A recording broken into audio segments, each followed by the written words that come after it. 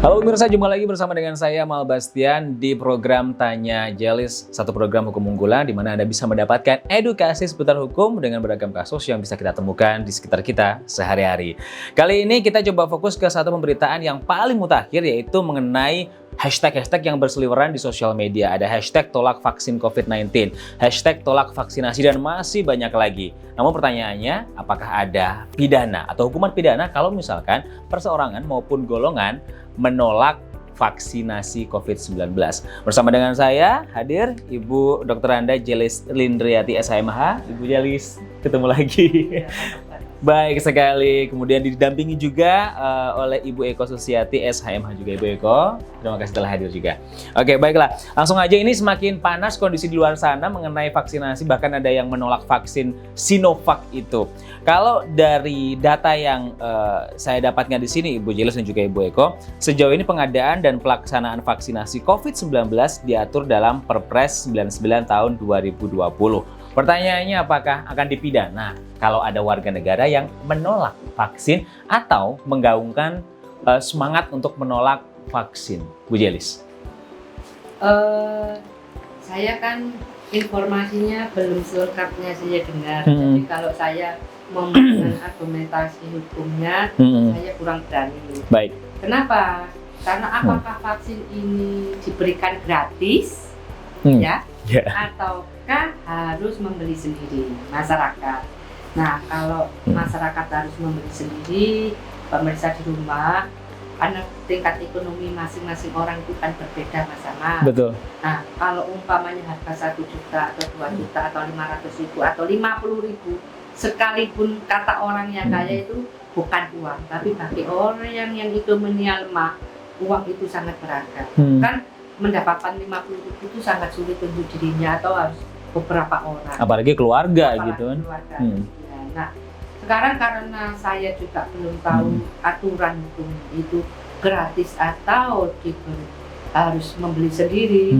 Jadi untuk itu saya tidak berani komen. Baik, artinya masih ada. Kita menunggu kabar terbaru juga ya dari pemerintah. Mungkin tipis-tipis juga dari Ibu Eko ada gambaran apakah kalau misalkan sudah ada aturan dari pemerintah, lantas mereka yang menolak akan dapat hukuman juga?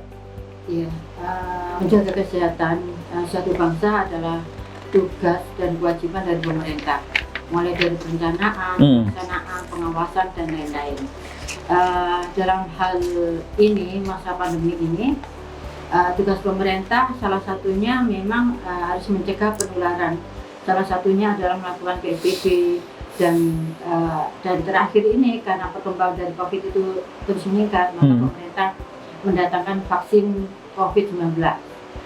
Dalam hal apakah masyarakat bisa dijatuhi sanksi, penjara atau denda, dalam hal ini sepanjang pemerintah bisa menjamin bahwa vaksin itu memang benar-benar bisa menanggulangi virus COVID-19 ini, saya rasa masyarakat akan dengan sendirinya patuh. Tapi jika pemerintah tidak bisa memastikan bahwa vaksin COVID-19 ini tidak mempunyai efek yang baik terhadap pencegahan atau penularan COVID-19, saya rasa masyarakat banyak yang takut, dan kalau misalnya harus dihukum itu saya rasa tidak selayaknya.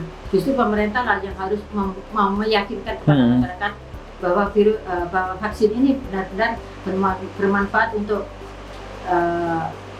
menghilangkan COVID-19 ini. Oke, artinya kita juga sambil menanti untuk kabar terbaru dari aturan ini, apakah pidana atau tidak kalau bagi mereka yang menolak vaksin.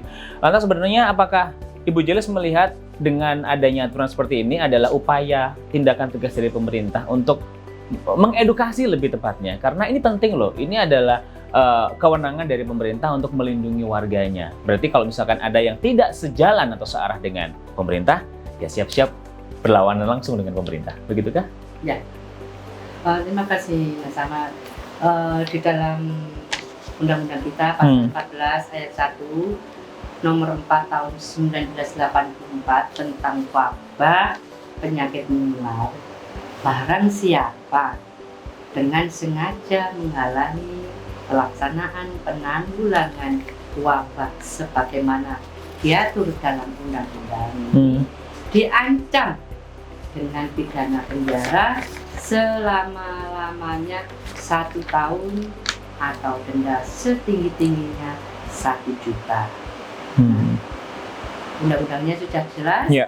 aturannya sudah jelas. Tujuannya itu semua untuk melindungi masyarakat. Hmm. Tapi kembali juga ya, pemerintah perannya seperti apa sebenarnya? Bukan hanya mengadakan barang. Kalau saya sebagai masyarakat awam, Bu Jelis, Bu Eko, pasti ayo kasih tahu kepada kami sebenarnya ini vaksinnya seperti apa, begitu ya. Kalau misalkan saya sebagai masyarakat awam, lantas kalau dari sisi hukumnya, Bu, dengan adanya aturan seperti ini, kalau ada yang melanggar dengan banyak pertimbangan juga, apakah masih pantas untuk dihukum? Nah, karena saya kan tidak tahu apakah vaksin ini gratis atau Itu. suruh berbayar gitu loh. Kita nunggu bagian itunya Iya. ya, Bu ya. Nah, kalau itu aturannya jelas, hukumnya kan jelas, Pak. Iya. Kalau aturannya belum ada, terus saya membicarakan, kan berarti kan saya bisa jadi provokator. Oh iya, benar. Kita masih memastikan itu Iya, nantinya. kita harus pastikan dulu aturan hukumnya apa, sehingga saya bisa melihat apakah ini melanggar hukum yang sudah ada atau melanggar hak asasi manusia. Iya. Nah, itu kan bisa kita lihat dari aturan yang nanti yang diterapkan. Sejauh ini kok saya belum Dapat ya, Bu ya. mendapat informasi seperti itu. Kita tunggu untuk pembahasan berikutnya. Tetap bersama kami di Tanya Jelis.